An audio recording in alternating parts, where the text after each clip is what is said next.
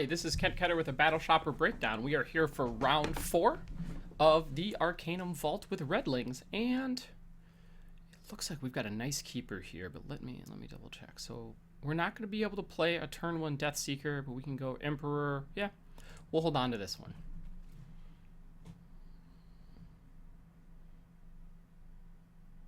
See what shard we draw.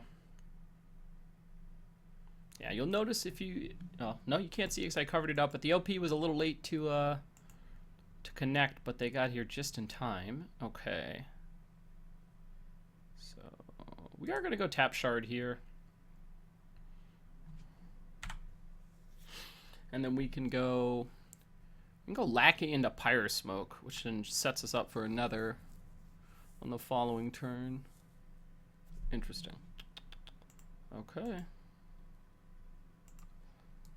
And all right. Yeah, let's get the show on the road.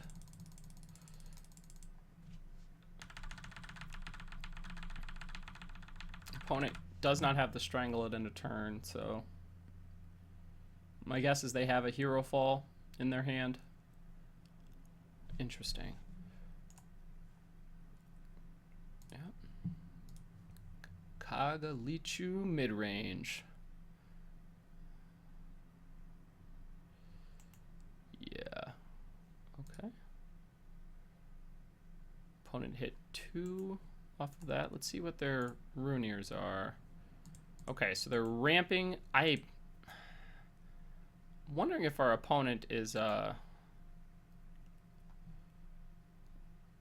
maybe something a little more powerful. All right, we'll go for second red off of this.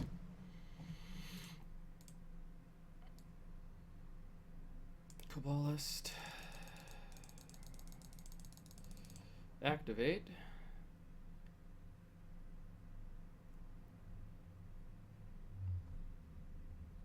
Yeah, that will happen. So we will sacrifice this to make this a 4/4. The opponent, so the thought there is if they have the cheap shot, obviously they kill the creature and it stinks, but I'm really wanting to set up some creatures, some troops in the grave to start to feed these Death Seekers. And if he doesn't have the cheap shot, I think the Ritualist gets to take the game over. There's also a thought there to run out the second Lackey and just take our 3 damage. But those are your 2 options there. That is a good reason, or that was a nice showcase of why Kabbalist really is a high risk, high reward type of card.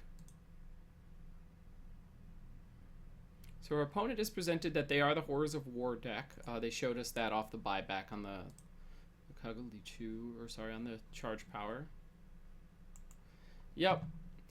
Alright, removal spell into removal spell is definitely a tougher one for this deck to work its way around, but we'll see if we can try to battle back. Paw of Yazukan's particularly powerful.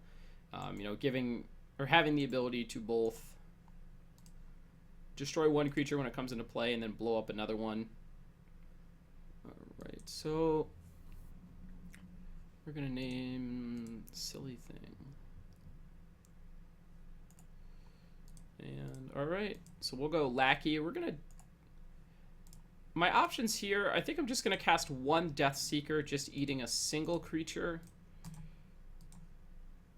And I could play the other one. Let's see.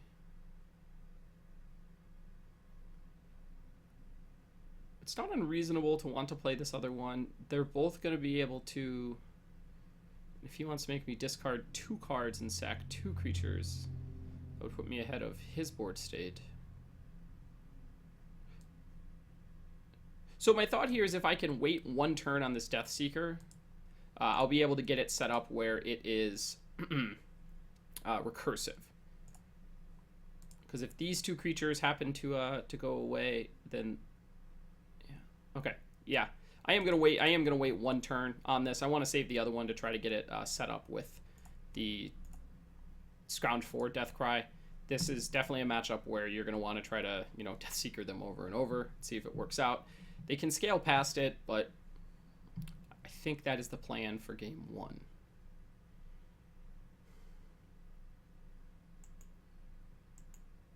Looks like our opponent has a rabbit. Possibly just no need for the other. Okay. No need for the second wild shard. Triple hit's pretty nice.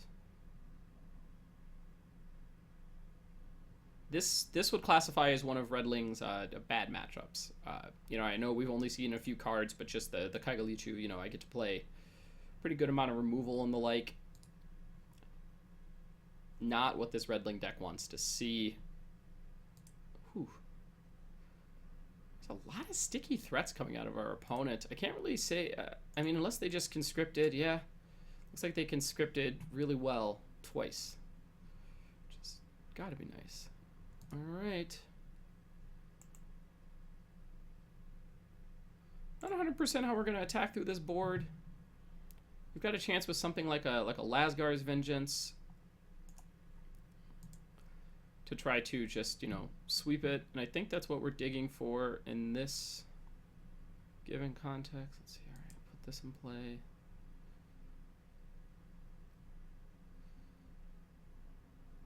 So, I have a choice here. Activate this hero power. Yeah, we'll activate that, or the charge power. It's going to put 2 troops into play, or 2 Redlings.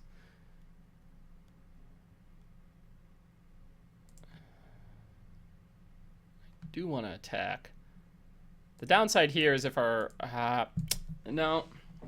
We might be in a little bit of trouble. Hopefully they'll block in a way... and we'll get this Death Seeker out there. No, we're okay. So I was thinking we were in trouble in that our opponent gets to untap and Horrors of War us, and we're gonna, you know, start like getting put behind the gun. But I think the reality is that we get to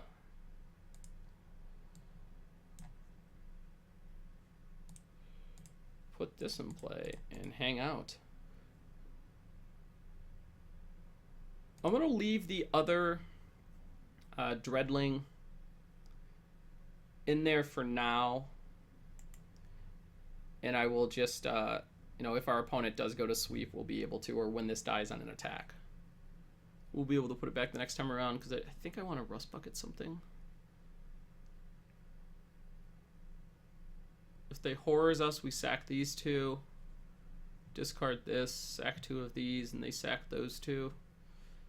Definitely isn't a good place for us, but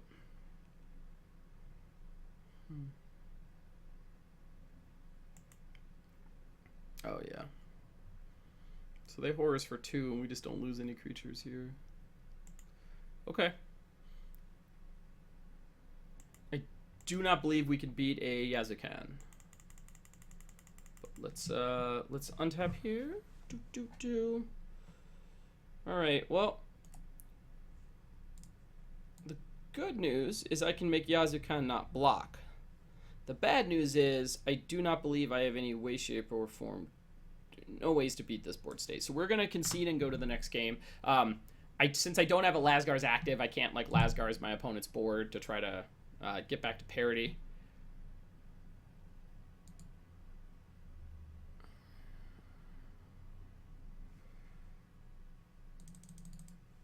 So we're going to bring in all of those. We're going to cut Cremates. All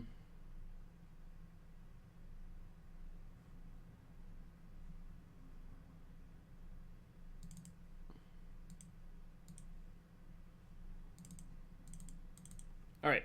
So the logic we're going with here is Lasgar's Vengeance, while important, I don't know if we want all the copies. Actually, we don't want Riposte. We're just going to go as aggressive as we can with 4 Vengeance, the Gemborn Prowlers for our opponent's slightly larger blocking creatures, and then kind of hope we can run them over. There could be something to be said for like Crackling Magmas and the like, but our opponent doesn't put that many blockers in play. The cards that we cut are the Cremates. They do not have many viable targets in this matchup, so it's not really worth bringing them in for like their Cottontails and the like. All right, we're on the play for game 2. Let's hope for a slightly more aggressive game, or aggressive start. So this is not one of those 5 shards is too many. This, on the other hand, will do nicely.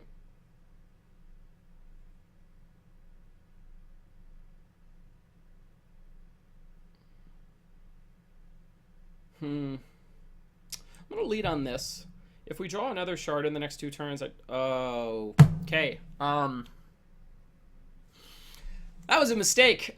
Can't lead on that. I didn't have a necrotic, and I didn't care to check. Hey, folks, I would highly recommend any of your allegiance cards. You're very, very careful when you're playing them. Thankfully, it's not going to totally mess up our sequence here. We're not just like, nice game, dead. But it definitely throws off what we wanted to do. So let's blame Smith first. My apologies for that. Definitely something that I'm still starting to wrap my head around. In that a lot of the resources you have, they're going to come into play. They're going to give you something, but it's the thresholds where you got to really pay attention. So, mistake made, lesson learned. Let's see if we can still squeeze this one out. So opponent's trying for the blocks.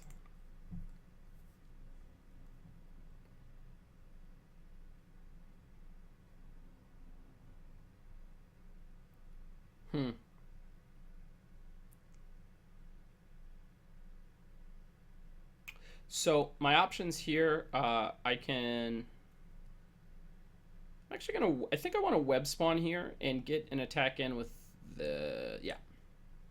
So play the tap shard, play the wicked web spawn, activate my slag pot, and then I can attack for 3, which will reduce my Lasgars down into like castable range. Not necessarily this turn. Well, not this turn, but next turn if I need to. Okay. This also gives us a chance where if our opponent doesn't contribute maybe much else to the board, we will be able to distractor it. Just this and get in another good crack with another trigger on the web spawn.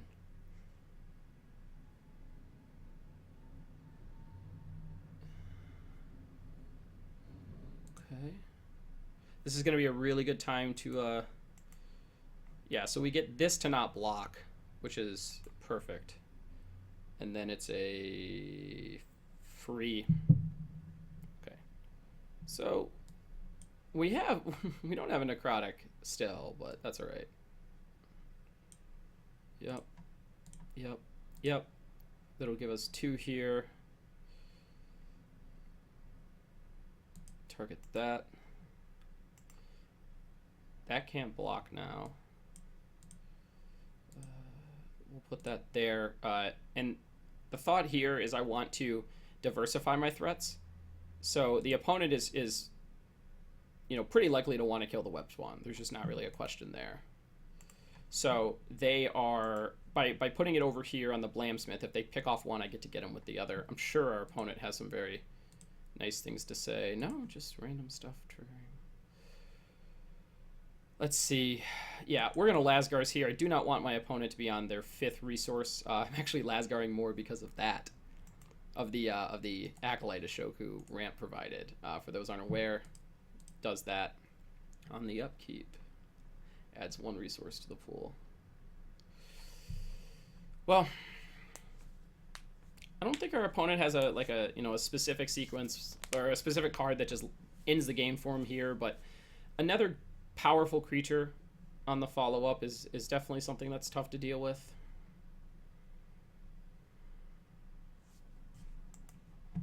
Yeah, they always want to hero fall the Blamsmiths because they think you have a bunch of them, and you just don't. You just don't. It's a good time. Okay. Put this in play, and I guess we bring some noise. Opponent probably has a cheap shot here. No. Okay. Well, the chance. I don't think a post-board Horrors of War is really where they want to be, but they could.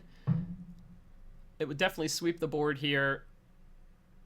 Okay, so we're in a little bit more desperation mode. If they're not able to remove this, a scrounge ability off the top will get it. And next turn, we also just have this for the activation, which is also lethal. They didn't have the cheap shot last turn. Maybe they do it this turn.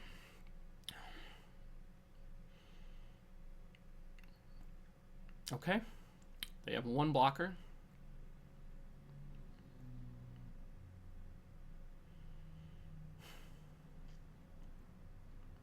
See if they're going to produce a second. So there's a second blocker and a removal spell. But this can't block, actually. Wow.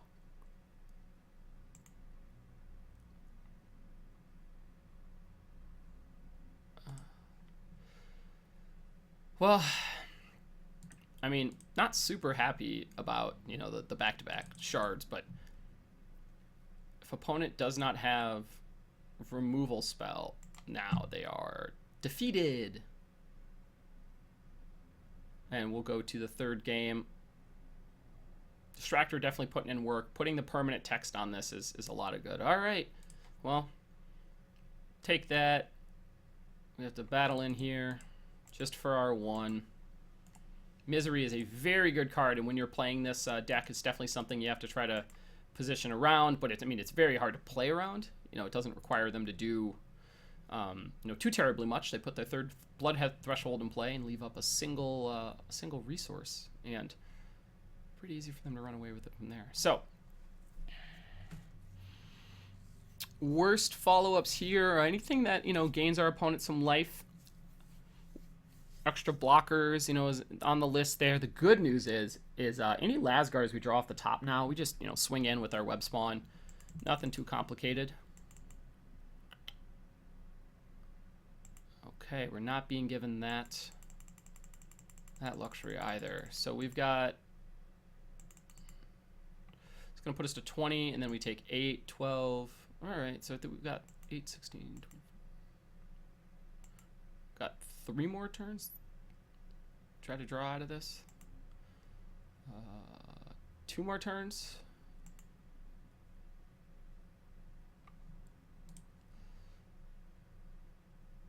Alrighty.